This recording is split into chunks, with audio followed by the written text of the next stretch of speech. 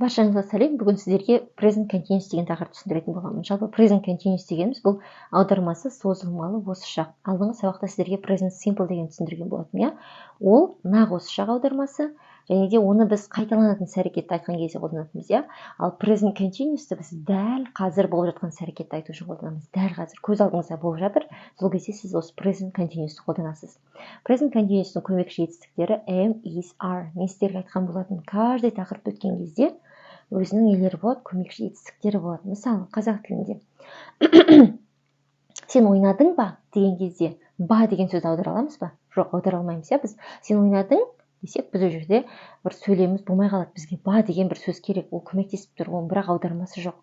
Дәл сол сияқты мына жердегі am, is, are-дың аудармасы жоқ. Просто бізге сөйлем құрау үшін бізге көмектеседі. Енді қараңыздар, бұның көмекші сөздері қандай екен? Мынау verbs көмекші етістіктері, мынау көмекші сөздері, signal words, сигнальные слова дейді. Яғни осы сөздерге қарап present continuous екенін білсек болады. Ол бізде now, қазір деген сөз, және at the moment, дәл қазір деген сөз. Бұл сөздер көбінесе сөйлемнің соңында тұрады, немесе басында тұрады. Жоқ, көбінесе сөйлемнің соңында кездеседі, жақсы ма? Енді кез келген сөйлем болымды, болымсыз және сұраулы болады деп мен сіздерге айтқан болатын, иә.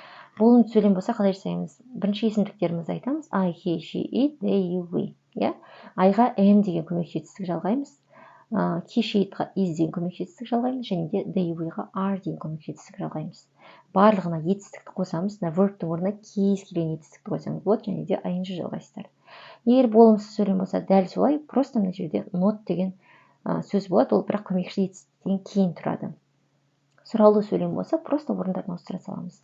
Am, is, are-ды алдына шығарамыз, одан кейін есімдіктер, одан кейін етістікке ing жалғаймыз. Енді мына жерде заңдылықтар бар. Егер біздің етістігіміз e деген әріппен аяқталатын болса, оған ing жалғаған кезде біздің e деген әріпіміз түсіп қалады. Мысалы, make деген жасау деген сөз. Егер оған ing жалғасаңыз, making, яғни e деген әріп түсіп қалады. Келесі, sitting деген сөзге ing жалғасаңыз, мына егер екі жағы дауыссыз болып ортасында дауысты тұратын болса, онда соңғы әріп удваивается, екеуі кетеді, sitting болады. Және де үшінші заңдылық, егер біздің сөзіміз I және де E деген сөзбен аяқталатын етістік болса, мысалы lie деген бұл жату немесе өтірік айту деген мағынаны білдіреді. Оған ing жалғаған кезде мына I мен E y деген әріпке айналып кетеді, сонда lying болады. Жақсы ма? Және де мынандай заңдылықтар бар. Is not дегенді, мына is not дегенді isn't деп қысқартсақ болады, are not дегенді aren't деп қысқартсақ болады. I am not ол олай қысқартылмайды. Енді мысал келтірейік. Қараңыздар. Мысалы, ол келе жатыр. Вот көріп тұрсыз, ол келе жатыр. Данный момент, значит, қалай айтасыздар? She is coming. Ол келе жатқан жоқ, she isn't coming.